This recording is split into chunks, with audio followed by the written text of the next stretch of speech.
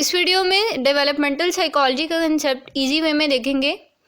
Developmental psychology एक psychology की branch है। अगर तो आपको साइकोलॉजी का मतलब नहीं पता तो साइकोलॉजी का मतलब पहले बता दूं।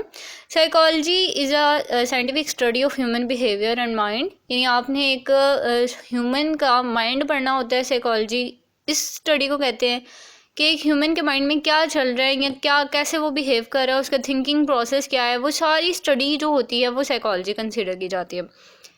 डेवलपमेंटल साइकोलॉजी जैसे कि नेम से ही शोर है, डेवलपमेंट यानी बनना, यानी किसी चीज़ की ग्रोइंग होना। अब ये इसमें किस चीज़ की ग्रोइंग है, यानी कि इंसान with the passage of time छोटा होता है, फिर उसके बाद टीन एज में आता है, एडल्ट होता है, फिर ओल्ड एज में चला जाता है। ये सारी चीज़ें जो हैं ये डेवलपमेंटल साइकोलॉजी में आती हैं कि with the passage of time उसके साथ क्या क्या एक्सपीरियंस उसने फेस किए हैं, उन एक्सपीरियंस को उसकी लाइफ पे क्या अफेक्ट हुआ है, किस तरह से वो उसने मेचोरिटी लेवल को गेन किया है और किस तरह से मतलब उसकी स्किल्स जो हैं वो पॉलिश हो रही हैं।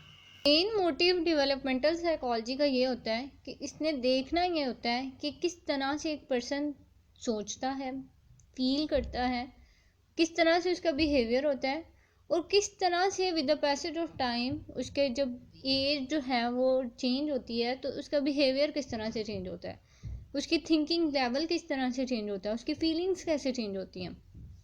ऑब्वियसली जब पर्सन एक छोटा बच्चा होता है उसमें तो सेंस ही नहीं होगी। फर्स्ट थिंग ये कि उसको कुछ नहीं पता क्या चीज़ है, फीलिंग्स क्या होती हैं, थिंकिंग क्या होती है।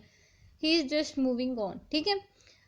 अब बात यह है कि जब उसकी थोड़ी सी मतलब बड़ा होगा, ग्रोन अप होगा, उसे सोसाइटी का पता चलने लग जाएगा, उसके मुताबिक वो सोचने लग जाएगा, चीज़ों को उसी तरह से पिक करने लग जाएगा और उसी तरह से बिहेव करने लग जाएगा।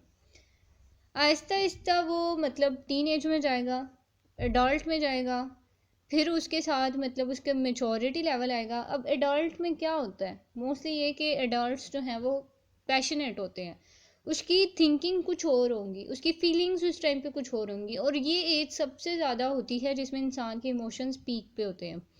यानी इंसान जो है उसको मतलब बहुत ज़्यादा पैशनेट होता है, कुछ कर दिखाने का जज्बा होता है, मतलब उसके इमोशंस जो हैं वो उस पर कोई कंट्रोल नहीं कर सकता उस एज में। लेकिन जब इंसान मतलब वही एज होती है कि इंसान से गलतियां होती रहती हैं और जब इंसान मेजॉरिटी लेवल पे आता है तो वो उन्हीं गलतियों से सीखता है और उसे समझ लगने लग जाती है। अब हमने डेवलपमेंटल साइकोलॉजी से देखना ये होता है कि एक पर्सन की पर्सनालिटी किस तरह से डेवलप हो रही है, यानी कि मतलब एज टू एज किस तरह से वो चेंज हो रहा है, उसका मेंटल लेवल कैसे चेंज हो रहा है, किस तरह से वो बिहेव कर रहा है। ये सारी चीज़ें जो हैं ये डेवलपमेंटल साइकोलॉजी में आ जाती हैं।